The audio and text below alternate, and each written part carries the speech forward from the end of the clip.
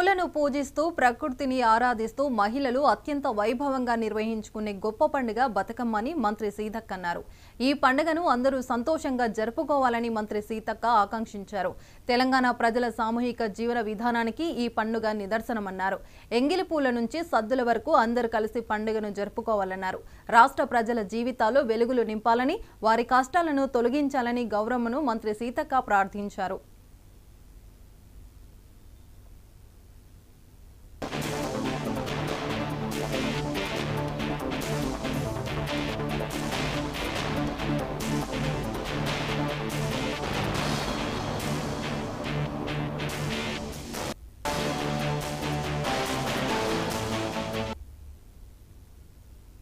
పశ్చిమ గోదావరి జిల్లా ఉండిలో